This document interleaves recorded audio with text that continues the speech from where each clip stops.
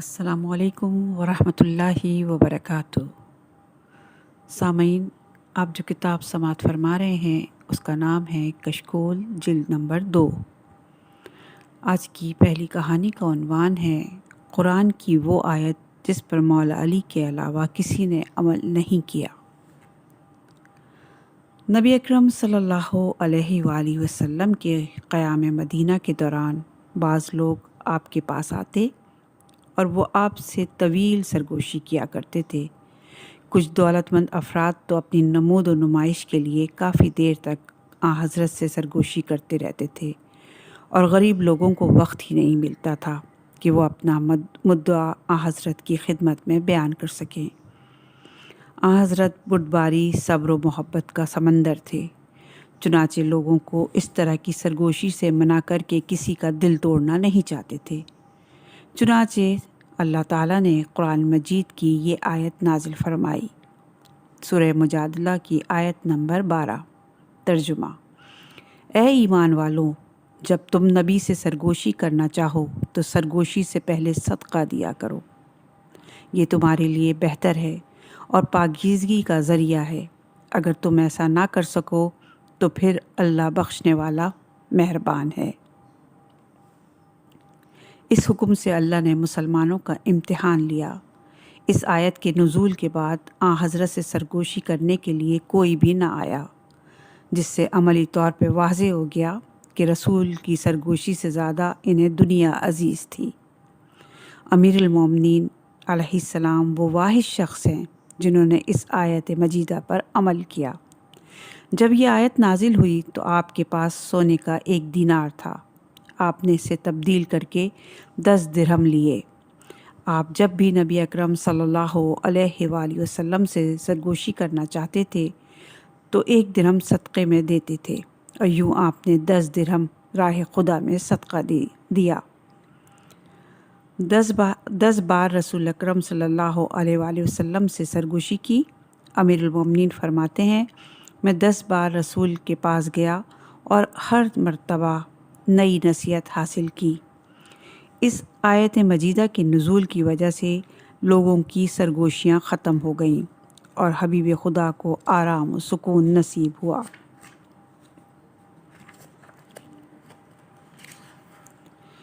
دس دن کے بعد اللہ نے اس حکم کو منسوخ کر دیا، کیونکہ اس سے آزمائش کا مقصد پورا ہو گیا اور امیر المومنین کی فضیلت کھل کر سامنے آ گئی۔ عبداللہ بن عمر کا بیان ہے کہ میرے والد کہا کرتے تھے کہ حضرت علی علیہ السلام کو 3 ایسی خصوصیت حاصل ہیں کہ اگر مجھے ان میں سے ایک بھی حاصل ہوتی تو میں اسے اپنے لیے بڑی فضیلت تصور کرتا۔ نبی اکرم صلی اللہ علیہ وآلہ وسلم نے جنگ خیبر میں فرمایا تھا، کل جسے میں علم دوں گا وہ مرد ہوگا، وہ اللہ اور اس کے رسول سے محبت کرتا ہوگا، اور اللہ اور اس کا رسول بھی اس سے محبت رکھتے ہوں گے۔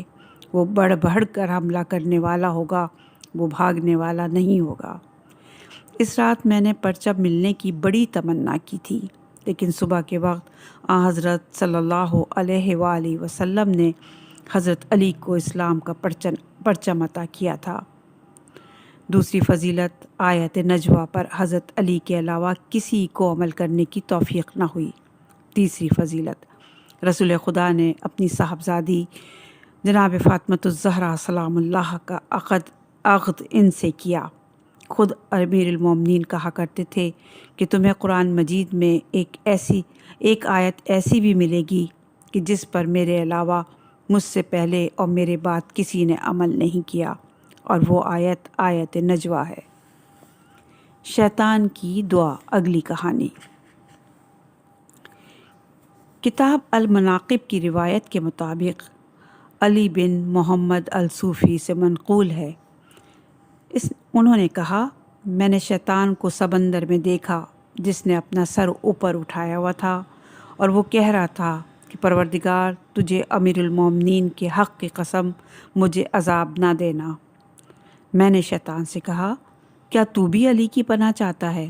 شیطان نے کہا، میں عالم بالا میں ملائکہ کے ساتھ تخلیق آدم سے قبل 6000 سال رہ چکا ہوں، اسی لیے میرے پاس معلومات کا ایک ذخیرہ موجود ہے اور میں ایسی بہت سی باتیں جانتا ہوں جو تم کبھی نہیں جان سکتے۔ چنانچہ میں جانتا ہوں کہ رسول خدا صلی اللہ علیہ وآلہ وسلم کے بعد حضرت علی علیہ السلام کو خدا کی بارگاہ میں عظیم مقام حاصل ہے، اور جناب علی خدا کو اتنے پیارے ہیں کہ اگر کوئی شخص خدا کو ان کے حق کا واسطہ دے کر سوال کرے تو اللہ اس کے سوال کو کبھی رد نہیں کرتا اور اس پر رحم کرتا ہے۔ اسی لیے میں نے بھی خدا کو شمس ولایت کے حق کی قسم دی ہے۔ میں نے کہا، ابلیس، تو ایک طویل عرصے تک عالم بالا میں رہا ہے اور تیری معلومات بھی بہت وسیع ہیں، مجھے بھی کوئی نصیحت کر۔ ابلیس نے کہا، میں تجھے ایک بات بتاتا ہوں جس سے تیری دنیا سدھر سکتی ہے، اور ایک اور بات کہتا ہوں جس سے تیری آخرت سدھر سکتی ہے۔ اگر تو چاہتا ہے کہ دنیا میں عزت و آبرو کی زندگی بسر کرے تو پھر قناعت اختیار کر۔ اگر تو نے قناعت اختیار کر لی تو سوکھی روٹی کھا کر بھی تجھے سکون ملے گا، اور اگر تو نے قناعت کو چھوڑ دیا تو خدا کی تقسیم پر راضی نہ ہوا تو دنیا جہاں کے خزانے پا کر بھی تو پریشان رہے گا۔ اور اگر تو آخرت کی بھلائی چاہتا ہے تو امیر المومنین علیہ السلام کی ولایت کے عقیدے کو اپنا لے۔ ولایت علی کا عقیدہ نزا، قبر، برزخ، عرصہ محشر، صراط اور میزان کے وقت تجھے فائدہ پہنچائے گا، اور جب تو علی کے ذریعے پناہ طلب کرے گا تو تجھے خدا کی طرف سے امان ملے گی۔ اس واقعے کے کچھ عرصے بعد میں امام جعفر صادق علیہ السلام کی خدمت میں حاضر ہوا اور میں نے ان سے یہ واقعہ بیان کیا۔ امام نے فرمایا، وہ خبیث اوپر ہی اوپر سے خدا کو واسطے دیتا ہے، جبکہ اس کے دل کی گہرائیوں میں حضرت علی علیہ السلام کی محبت موجود نہیں ہے، اسی لیے اسے اس سے کوئی فائدہ حاصل نہیں ہوگا۔ ہاں، اگر وہ دل کی گہرائیوں سے امیر المومنین کے ذریعے سے پناہ طلب کرتا تو وہ عذاب الہی سے ضرور محفوظ رہتا۔ اگلی کہانی، ایک دشمن علی کا انجام۔ شیخ مفید کے عہد میں شہر بغداد میں ایک کتب فروش رہتا تھا جس کا نام جعفر بن محمد الدورستی تھا۔ ایک دن شیخ مفید کتابیں لینے کے لیے کتب فروش گئے تو کتب فروش نے ان سے کہا، شیخ آپ رک جائیں، تو میں ایک معجزے کا عینی شاہد ہوں اور میں چاہتا ہوں کہ وہ معجزہ آپ کے سامنے بیان کروں۔ یہ سن کر شیخ مفید بیٹھ گئے اور جعفر بن محمد کتب فروش نے یہ واقعہ سنایا۔ سنیے آپ بھی۔ میں اور میرا ایک دوست، ہم دونوں روزانہ ایک محدث کے پاس جا کر احادیث کا علم حاصل کرتے تھے۔ ہمارے استاد کا نام ابو عبداللہ محدث تھا۔ ہمیں بعد میں پتہ چلا کہ وہ شخص امیر المومنین کا دشمن ہے اور وہ کبھی درس حدیث دیتے ہوئے امیر المومنین کے خلاف باتیں کرتا تھا۔ ہم نے اسے بہت نصیحت کی لیکن وہ اپنے طرز عمل سے باز نہ آیا اور کہا، میں اپنی روش سے باز نہیں آؤں گا۔ ایک دن ہم شیخ کے ہاں پڑھنے گئے تو اس نے دوران گفتگو خاتون جنت بی بی فاطمۃ الزہرا سلام اللہ علیہا کی توہین کی۔ اس کے بعد ہم نے تہیہ کر لیا کہ آئندہ اس بخت کے پاس پڑھنے کے لیے نہیں جائیں گے۔ اس رات مجھے خواب میں شمس ولایت حضرت علی علیہ السلام کی زیارت نصیب ہوئی۔ آپ اس شخص ابو عبداللہ کے پاس کھڑے تھے۔ آپ نے اس سے فرمایا، میں نے تجھ سے کیا برائی کی ہے؟ کیا تو خدا سے نہیں ڈرتا کہ وہ تجھے نابینا کر دے؟ امیر المومنین نے یہ کہہ کر اس کی دائیں آنکھ کی طرف اشارہ کیا۔ فوراً اس کی آنکھ کی بینائی جاتی رہی۔ صبح کے وقت میں اپنے دوست کے گھر کی طرف گیا اور میں چاہتا تھا کہ میں اپنے دوست کو رات کا خواب سناؤں، پھر ہم دونوں مل کر شیخ کے پاس جائیں اور اسے جا کر نصیحت کریں۔ میرا دوست بھی صبح کے وقت میری جانب آ رہا تھا۔ میں نے اس سے پوچھا، کہاں جا رہے ہو؟ اس نے کہا، میں تیری ہی جانب آ رہا تھا، میں تجھے ایک عجیب خواب سنانا چاہتا تھا۔ پھر اس نے مجھے وہی خواب سنایا جو میں نے دیکھا تھا۔ اس کے بعد ہم دونوں شیخ کے گھر کی طرف چل پڑے تاکہ اسے اللہ کے غضب سے ڈرائیں۔ ہم نے دروازے پر دستک دی تو اس کی بیوی نے کہا، آج شیخ کسی سے ملنا نہیں پسند کرتے۔ ہم نے کہا، ہمیں شیخ سے خاص کام ہے اور ان سے ملنا ضروری ہے۔ عورت نے جواب دیا، وہ بیمار ہیں اور کسی کو دیکھنا نہیں چاہتے۔ جب ہم نے ان کی بیماری کے بارے میں پوچھا تو عورت نے جواب دیا، جب وہ صبح اٹھے تو انہوں نے اپنی آنکھوں پر ہاتھ رکھا ہوا تھا اور درد سے چیخ رہے تھے۔ وہ کہہ رہے تھے، مجھے امیر المومنین نے اندھا کر دیا۔ ہم نے اس سے کہا، دروازہ کھولو تاکہ ہم اس معاملے کو دیکھیں۔ جب ہم اندر داخل ہوئے اور شیخ کے قریب پہنچے تو اس نے کہا، تم نے دیکھا، میں امیر المومنین کی وجہ سے اندھا ہو گیا ہوں۔ میں نے اس سے کہا، ہم اس واقعے کو خواب میں دیکھ چکے ہیں۔ امیر المومنین کی دشمنی سے ہاتھ اٹھاؤ، ممکن ہے کہ وہ تمہاری سفارش اللہ سے کریں اور وہ تمہیں معاف کر دے۔ ابو عبداللہ نے جواب دیا، اگر میری دوسری آنکھ بھی ضائع ہو جائے پھر بھی میں علی کی مخالفت اور دعوت سے باز نہیں آؤں گا۔ ہم افسوس کرتے ہوئے اس کے گھر سے نکلے۔ اگلی رات ہوئی تو ہم دونوں نے خواب میں دیکھا کہ امیر المومنین علیہ السلام نے اس کی دوسری آنکھ کی طرف اشارہ کیا اور وہ دوسری آنکھ سے بھی اندھا ہو گیا۔ دوسرے دن ہم شیخ کی خیریت معلوم کرنے کے لیے گئے تو وہ مکمل طور پر اندھا ہو چکا تھا، لیکن اس کے باوجود اپنی جہالت سے تامرگ باز نہیں آیا۔ جی ہاں، یہ اہل بیت کی دشمنی کی دنیاوی سزا ہے، اور جبکہ آخرت میں ان لوگوں کے لیے دوزخ کا ہولناک عذاب ہے۔ اگلی کہانی، مانوی رابطہ۔ علامہ مجلسی بہار الانوار میں رقم تراز ہیں کہ امیر المومنین علیہ السلام کے ایک ساتھی کا نام رمیلہ تھا۔ رمیلہ کا بیان ہے کہ ایک مرتبہ جب میں کوفے میں تھا اور امیر المومنین بھی کوفے میں تشریف فرما تھے، اس دوران میں سخت بیمار ہوا۔ بیماری نے اتنا طول کھینچا کہ میں امیر المومنین کے پیچھے نماز پڑھنے کے قابل نہ رہا۔ چند دن یوں ہی گزرے، یہاں تک کہ ایک جمعے کے دن میں نے اپنے آپ کو بہتر پایا۔ میں نے غسل کیا اور نماز کے لیے گھر سے چل پڑا۔ ابھی نماز شروع ہی نہیں ہوئی تھی اور آپ مصروف خطبہ تھے کہ مجھے بخار کی کپ کپی شروع ہوئی۔ میں نے اپنے آپ پر جبر کر کے بیٹھا رہا یہاں تک کہ نماز مکمل ہوئی۔ نماز کے بعد میں امیر المومنین کے پیچھے چلنے لگا۔ جب آپ کی مجھ پر نگاہ پڑی تو آپ نے مجھے مخاطب کرتے ہوئے فرمایا، رمیلہ، تمہیں نماز کے دوران کیا ہو گیا تھا؟ میں نے عرض کیا، مولا، مجھے بخار چڑھا تھا جس کی وجہ سے کپ کپی شروع ہوئی تھی، اور اسی بخار کی وجہ سے میں چند دنوں تک نماز باجماعت میں حاضر نہ ہو سکا۔ آج ذرا طبیعت سنبھلی تو میں نماز کے لیے مسجد میں حاضر ہو گیا۔ امیر المومنین نے فرمایا، رمیلہ، جب بھی کوئی مومن بیمار ہوتا ہے تو اس کی بیماری کی وجہ سے ہم بیمار ہوتے ہیں۔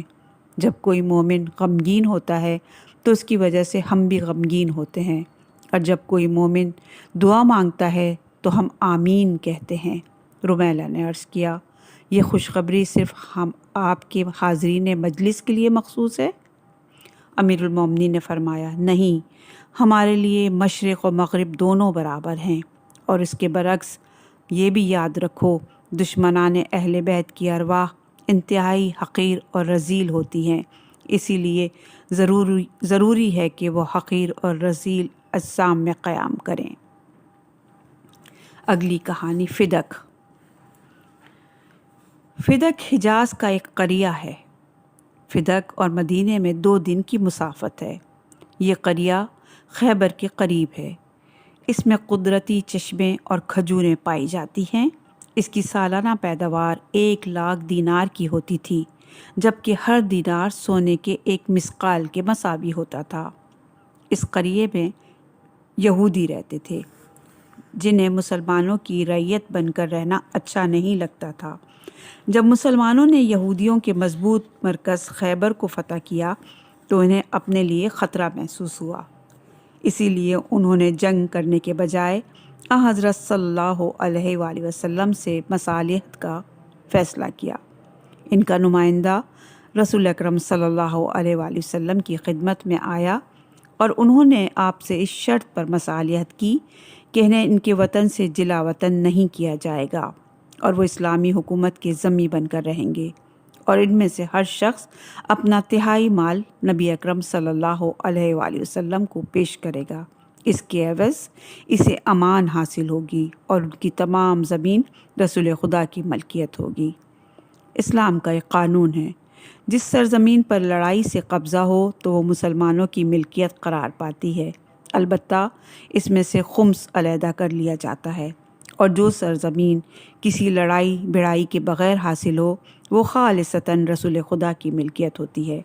چنانچہ یہود نے فدق معاہدے کے بعد فدق کی پوری زمین رسول خدا صلی اللہ علیہ وآلہ وسلم کی ملکیت میں دے دی۔ فدق کے قریب ایک اور جائیداد تھی جسے اوالی کہا جاتا تھا۔ اس میں 5 معاوضات تھے۔ یہ ایک یہودی کی جاگیر تھی جس کا نام فقریق تھا، اور علامہ مرتضی عسکری کی تحقیق کے مطابق اس کا نام مخریق تھا۔ وہ جنگ احد سے قبل رسول خدا صلی اللہ علیہ وآلہ وسلم کی خدمت میں حاضر ہوا تھا اور مسلمان ہو گیا۔ اس نے اپنی تمام جائیداد حضرت صلی اللہ علیہ وآلہ وسلم کو ہبہ کر دی تھی۔ پھر وہ حضرت کے ساتھ غزوہ احد میں شریک ہوا اور اس جنگ میں شہید ہو گیا۔ رسول اکرم صلی اللہ علیہ وآلہ وسلم نے اس کے متعلق فرمایا، فقریق جنتی ہے، اگرچہ اسے 2 رکعت نماز پڑھنے کا بھی موقع نہیں ملا۔ اوالی فدق کی پیداوار سالانہ 70,000 مثقال سونا ہوتی تھی۔ اس دوران اللہ تعالیٰ نے یہ آیت نازل فرمائی، سورہ حشر کی آیت نمبر 7، بستیوں والوں کی طرف سے جو مال ملا ہے وہ اللہ اور رسول اور اس کے رشتہ داروں کی ملکیت ہے۔ رسول اکرم صلی اللہ علیہ وآلہ وسلم نے جبرائیل امین سے دریافت فرمایا، میرے اقربا سے کون مراد ہے اور ان کا حق سے کیا مراد ہے؟ جبرائیل علیہ السلام نے عرض کیا، اللہ چاہتا ہے کہ آپ اپنی صاحبزادی فاطمۃ الزہرا سلام اللہ علیہا کو فدق ہبہ کریں۔ اس فرمان الہی کے تحت پیغمبر اسلام نے اپنی صاحبزادی کو فدق ہبہ کر دیا، اور حضرت کی زندگی میں پورے 3 سال تک فدق کی جائیداد جناب سیدہ علیہ السلام کے زیر تصرف رہی۔ نبی اکرم صلی اللہ علیہ وآلہ وسلم نے وہاں کچھ ملازم مقرر کر دیے تھے جو فدق کی کمائی جمع کر کے خاتون جنت کی خدمت میں پیش کرتے تھے۔ حضرت علی علیہ السلام اور جناب سیدہ علیہ السلام کے پاس اس سے بہت بڑی رقم جمع ہوتی تھی جسے وہ غربا اور مساکین میں تقسیم کر دیتے تھے، اور اس میں سے خود کچھ نہیں لیا کرتے تھے۔ اسی سبب سے ان کا فرش دمبے کی کھال کا تھا جس پر وہ بیٹھا کرتے تھے۔ جناب سیدہ کی حالت یہ تھی کہ آپ ہمیشہ ایک کہنہ ردا اوڑھا کرتی تھیں۔ بہرحال فدق کی جائیداد نبی اکرم صلی اللہ علیہ وآلہ وسلم کی حیات طیبہ میں 3 برس تک جناب سیدہ کے قبضے میں رہی۔ نبی اکرم صلی اللہ علیہ وآلہ وسلم نے اس کے علاوہ اور کوئی میراث نہیں چھوڑی تھی۔ جناب سیدہ نے اپنی زندگی میں اس جائیداد کی وصیت اپنی اولاد کے لیے کی تھی، اور آپ نے فرمایا تھا کہ اس جائیداد کے ناظم ان کے شوہر ہوں گے، ان کے بعد حسن علیہ السلام اس کے نگراں ہوں گے، اور ان کے بعد امام حسین اس جائیداد کی نگرانی کریں گے۔ پیغمبر اکرم صلی اللہ علیہ وآلہ وسلم کی وفات کے بعد عمر نے ابو بکر سے کہا، اس جائیداد سے کثیر آمدنی ہوتی ہے جو لوگوں میں تقسیم کر دی جاتی ہے، تو وہ ان کے شیعہ اور پیروکار ہو جائیں گے، اور اس طرح ہماری خلافت کو استقرار حاصل نہیں ہوگا۔ ہمیں چاہیے کہ کسی بھی طریقے سے اس پر قبضہ کر لیں۔ صاحب اقتدار کو اپنے مشیر کا یہ مشورہ پسند آیا، اور اس نے بی بی کے ملازمین کو وہاں سے بے دخل کر کے سرکاری ملازمین وہاں تعینات کر دیے۔ شیخین کے دور میں فدق کی جائیداد حکومتی قبضے میں رہی، اور جب خلیفہ ثالث برسر اقتدار آئے تو انہوں نے یہ جائیداد اپنے چچا زاد مروان بن حکم کو ہبہ کر دی، اور یہ بنی امیہ کے ہاتھوں میں رہی یہاں تک کہ عمر بن عبدالعزیز تک پہنچی۔ عمر بن عبدالعزیز ایک صالح حکمران تھے، انہوں نے اپنے ایام خلافت میں مفید امور انجام دیے۔ ان میں سے ایک کام یہ بھی تھا کہ انہوں نے ممبروں میں سے حضرت علی علیہ السلام پر سب و شتم کا سلسلہ بند کیا، اور دوسرا یہ کہ فدق اولاد فاطمۃ الزہرا کو واپس کیا اور اسے امام محمد باقر علیہ السلام کے ہاتھ میں دیا۔ عمر بن عبدالعزیز کی وفات کے بعد جب یزید بن عبد الملک برسر اقتدار آیا تو اس نے اولاد سیدہ سے وہ جائیداد دوبارہ چھین لی۔ پھر ابو عباس صفا نے جائیداد فدق اولاد سیدہ کو واپس کی، لیکن اس کے بعد عباسی خلیفہ منصور دواقنی نے اسے پھر چھین لیا۔ پھر مہدی عباسی نے یہ جائیداد اہل بیت کو واپس کی، لیکن ہارون رشید نے دوبارہ اس پہ قبضہ کر لیا، یہاں تک کہ خلافت مامون رشید تک پہنچی۔ مامون رشید نے اپنے دور میں سنی اور شیعہ علماء کو جمع کرایا اور اس مسئلے پر کھلی بحث کرائی۔ اس مباحثے میں شیعہ علماء کا پلہ بھاری رہا، جس کی وجہ سے مامون نے امام علی رضا علیہ السلام کو فدق واپس کیا۔ امام علی رضا علیہ السلام کی شہادت کے بعد یہ جائیداد امام محمد تقی علیہ السلام کے ہاتھوں میں رہی۔ بعد ازاں متوکل عباسی نے اسے آل محمد سے چھین لیا۔ یوں یہ جائیداد اہل اقتدار میں گیند کی طرح سے گردش کرتی رہی، جس پر کبھی حکمران قابض ہوتے تھے اور کبھی اس کے اصل وارثوں کے سپرد کر دیتے تھے۔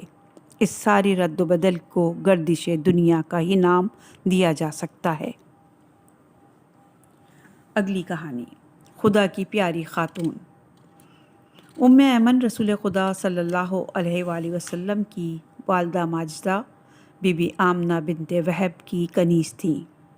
بی بی آمنہ کی وفات کے بعد باقی ترکے کی طرح رسول خدا ان کے وارث بنے۔ نبی اکرم نے انہیں آزاد کر دیا تھا۔ بی بی کی ایک جگہ شادی ہوئی جس سے انہیں ایمن نامی بیٹا پیدا ہوا۔ آزادی پانے کے بعد ام ایمن نے پیغمبر اسلام کا گھر چھوڑنا پسند نہیں کیا۔ وہ حضرت صلی اللہ علیہ وآلہ وسلم اور بی بی فاطمۃ الزہرا کی خلوص دل سے خدمت کرتی تھیں۔ بی بی کی عظمت کے لیے یہی کافی ہے کہ پیغمبر اکرم نے ان کے شوہر کی وفات کے بعد فرمایا تھا کہ جو کوئی کسی جنتی عورت سے شادی کرنے کا خواہش مند ہو تو وہ ام ایمن سے شادی کرے۔ حضرت کا یہ فرمان سن کر حضرت زید بن حارثہ نے ان سے نکاح کیا تھا، جس سے اسامہ پیدا ہوئے۔ ام ایمن کو بی بی فاطمۃ الزہرا سلام اللہ علیہ سے اس درجے محبت تھی کہ سیدہ کی وفات کے بعد وہ مدینہ نہ ٹھہر سکیں۔ وہ کہتی تھیں کہ میں جناب سیدہ سلام اللہ علیہ کے مکان کو اپنی آنکھوں سے خالی نہیں دیکھ سکتی۔ ام ایمن حج پر گئیں اور وہ ایک صحرا سے پیدل گزر رہی تھیں کہ ان پر بھوک پیاس کا غلبہ ہوا اور آپ نڈھال ہو کر زمین پر گر پڑی۔ اس وقت آپ نے آسمان کی طرف سر اٹھا کر یہ جملے کہے، پروردگار، کیا میں تیرے رسول خدا کی صاحبزادی کی خادمہ نہیں ہوں؟ اور کیا میرے مقدر میں یہ بات لکھی ہوئی ہے کہ میں پیاسی مر جاؤں؟ اللہ تعالیٰ نے جناب سیدہ علیہ السلام سے محبت رکھنے کی وجہ سے ان کی دعا قبول فرمائی، اور اچانک غیب سے ان کے سامنے ایک جام نمودار ہوا۔ بی بی نے پانی پیا۔ وہ پانی انتہائی لذیذ اور میٹھا تھا، جس کی وجہ سے ان کی بھوک پیاس ختم ہو گئی۔ علماء اہل سنت بیان کرتے ہیں کہ اس واقعے کے بعد بی بی ام ایمن 7 سال زندہ رہیں، اور اس دوران انہیں پانی پینے کی احتجاج نہ ہوئی، اور وہ ہمیشہ یہ کہتی تھیں کہ مجھے یہ نعمت بی بی فاطمۃ الزہرا کی برکت کی وجہ سے حاصل ہوئی ہے۔ اگلی کہانی، بابرکت گلوبند۔ رسول اکرم صلی اللہ علیہ وآلہ وسلم اپنے صحابہ کے ساتھ مسجد نبوی میں بیٹھے تھے کہ ایک بوڑھا اعرابی آیا اور سلام کے بعد اس نے عرض کیا، یا رسول اللہ، میں بھوکا پیاسا بے لباس اور کمزور ہوں، آپ میری مدد فرمائیں۔ رسول خدا صلی اللہ علیہ وآلہ وسلم نے فرمایا، افسوس ہے کہ اس وقت میرے پاس تیرے دینے کے لیے کچھ بھی نہیں ہے، البتہ میں ایک دروازے تک تیری رہنمائی کرتا ہوں، اور میں یہ امید رکھتا ہوں کہ اس در سے تیری مشکل حل ہو جائے گی۔ پھر آپ نے ابو ذر سے فرمایا، اس بوڑھے کی میری بیٹی جناب فاطمۃ الزہرا کے دروازے پر لے جاؤ۔ اس بوڑھے کو میری بیٹی فاطمۃ الزہرا کے دروازے پر لے جاؤ۔ ابو ذر اس بوڑھے کو ساتھ لے کر جناب سیدہ کے دروازے پر آئے۔ اس شخص نے بی بی سے عرض کیا، آپ کے والد نے مجھے آپ کے دروازے پر بھیجا ہے، آپ میری مدد فرمائیں۔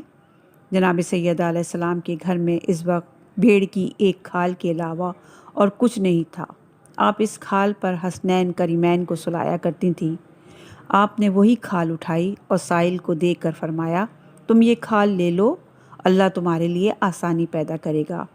جب بوڑھے نے اس کھال کو دیکھا تو وہ رونے لگا اور اس نے کہا، بی بی یہ کھال مجھے کیا فائدہ پہنچائے گی؟ اس وقت جناب سیدہ نے کو وہ گلوبند یاد آیا جو انہیں حضرت حمزہ کی صاحبزادی نے تحفے میں بھیجا تھا۔ آپ نے وہ گلوبند سائل کو دے دیا۔ سائل نے گلوبند لیا اور مسجد میں کیا اور کہنے لگا، تم میں سے کون ہے جو مجھ سے یہ گلوبند خریدے اور اس کے عوض میری ضروریات پوری کرے؟ جناب رسول خدا نے فرمایا، تم اسے کتنے میں بیچو گے؟ سائل نے کہا، میں اس کے عوض پیٹ بھر کھانا، ایک گھوڑا، ایک چادر اور کچھ دینار لینے کا خواہش مند ہوں۔ عمار بن یاسر بھی اس وقت موجود تھے۔ انہوں نے کہا، میں تمہیں تمہاری مطلوبہ قیمت دینے پر آمادہ ہوں، تم یہ گلوبند میرے سپرد کر دو۔ عمار یاسر اس سائل کو لے گئے، اسے کھانا کھلایا، نئے کپڑے پہنائے، ایک گھوڑا دیا اور اس سے بی بی سیدہ کا گلوبند لے لیا۔ پھر عمار یاسر نے گلوبند کو خوشبو لگائی اور اپنے غلام کو وہ گلوبند دے کر فرمایا، تم یہ گلوبند رسول خدا صلی اللہ علیہ وآلہ وسلم کی خدمت میں لے جاؤ، اور آج سے تم میرے غلام نہیں ہو بلکہ تم رسول خدا کی غلام ہو۔ غلام نے وہ گلوبند لیا اور آن حضرت کی خدمت میں پیش کیا اور عمار یاسر کا پیغام آپ تک پہنچایا۔ جناب خاتم الانبیاء نے فرمایا کہ تم یہ گلوبند میری نور نظر جناب سیدہ کے ہاں لے جاؤ اور تم آج سے میرے بجائے ان کے غلام ہو۔ غلام نے وہ گلوبند لیا اور جناب سیدہ کے حضور پیش کیا اور عرض کیا، بی بی میں آج سے آپ کا غلام ہوں۔ جناب سیدہ نے وہ گلوبند رکھ لیا اور غلام کو آزاد کر دیا۔ غلام کو آزادی ملی تو وہ مسکرانے لگا۔ بی بی نے مسکراہٹ کا سبب پوچھا تو اس نے کہا، میں اس گلوبند کی برکت پر مسکرا رہا ہوں۔ اس گلوبند کی وجہ سے بھوکے کو کھانا ملا، بے لباس کو لباس ملا، پیدل کو سواری ملی، ایک غلام کو آزادی ملی اور وہ گلوبند اپنی مالکہ کے پاس دوبارہ پہنچ گیا۔ اگلی کہانی، آسمانی دسترخوان۔ ایک دن رسول خدا صلی اللہ علیہ وآلہ وسلم امیر المومنین علیہ السلام کے گھر تشریف لے گئے۔ آپ نے جناب سیدہ کو دیکھا کہ وہ انتہائی کمزور اور لاغر ہو چکی تھیں۔ ان کی آنکھوں کے گرد سیاہ حلقے دکھائی دے رہے تھے۔ آن حضرت نے فرمایا، جان پدر تمہاری یہ حالت کیوں ہوئی؟ جناب سیدہ نے عرض کیا، بابا جان ہم 3 دن سے بھوکے ہیں، اس دوران ہم نے کچھ نہیں کھایا۔ نبی اکرم حسنین کریمین کے ساتھ کھیلنے لگے۔ اسی اثنا میں امیر المومنین گھر میں داخل ہوئے۔ جناب سیدہ اٹھ کر محراب عبادت میں گئیں اور 2 رکعت نماز پڑھی۔ نماز کے بعد آپ نے آسمان کی طرف ہاتھ بلند کیے اور بارگاہ خداوندی میں عرض کیا، پروردگار تیرا نبی ہمارا مہمان بن کر آیا ہے۔ خدایا تو نے بنی اسرائیل پر آسمان سے دسترخوان نازل کیا تھا، لیکن انہوں نے تیری نعمت کی ناقدری کی تھی۔ ہم پر اپنی رحمت نازل فرما، انشاءاللہ ہم شکر گزاری کریں گے۔ جناب سیدہ کی دعا جیسے ہی مکمل ہوئی، اسی وقت ایک دسترخوان نمودار ہوا جس میں بہترین طعام موجود تھا اور وہ اتنا خوشبودار تھا کہ سارا گھر اس کی خوشبو سے مہک اٹھا۔ جناب سیدہ بہت خوش ہوئیں اور اس دسترخوان کو اٹھا کر خاتم الانبیاء کی خدمت میں حاضر ہوئیں۔ رسول خدا نے اپنی صاحبزادی کا جب یہ اعجاز دیکھا تو آپ نے اپنے ہاتھ آسمان کی طرف بلند کیے اور کہا، میں اس خدا کا شکر ادا کرتا ہوں جس نے دنیا چھوڑنے سے قبل مجھے اپنی بیٹی کا وہ معجزہ دکھایا جو بی بی مریم زکریا علیہ السلام کو دکھایا کرتی تھیں۔ اگلی کہانی، مہمان نوازی۔ ایک مرتبہ کا ذکر ہے کہ نبی اکرم صلی اللہ علیہ وآلہ وسلم مسجد نبوی میں اپنے صحابہ کے ساتھ بیٹھے ہوئے تھے۔ اسی اثنا میں ایک شخص مسجد میں داخل ہوا اور اس نے بھوک کی سختی کی شکایت کی اور حبیب خدا سے التجا کی مجھے کھانا کھلائیں۔ رسول مقبول صلی اللہ علیہ وآلہ وسلم نے ایک شخص کو ازواج کے پاس بھیجا اور فرمایا، میری کسی زوجہ کے پاس اگر ایک شخص کا کھانا موجود ہو تو یہاں مسجد میں لے آؤ۔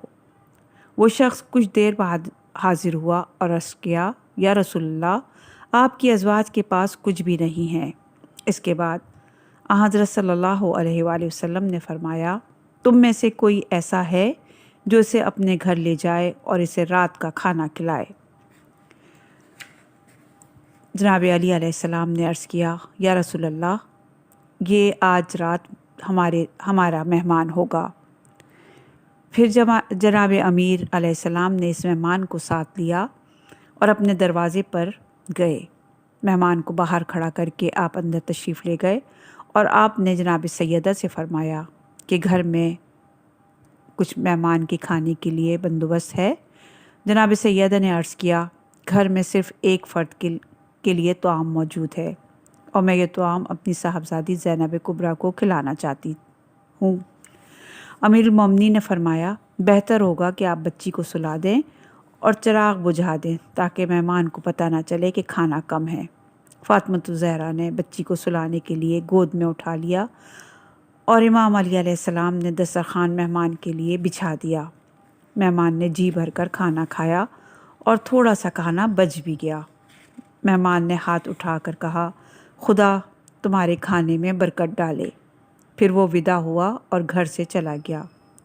اس ایثار و خدا کی راہ میں خرچ کرنے کی بدولت اس کھانے میں خدا نے اتنی برکت دی کہ گھر کے افراد بشمول نوکرانی سب نے جی بھر کر کھانا کھایا، لیکن طعام میں کوئی کمی واقع نہ ہوئی۔ اللہ تعالیٰ نے جناب امیر المومنین علیہ السلام کے اس کردار کو قرآن میں سراہتے ہوئے فرمایا، سورہ حشر کی آیت نمبر 9، وہ دوسروں کو اپنی ذات پر ترجیح دیتے ہیں اگرچہ وہ خود ضرورت مند ہوتے ہیں۔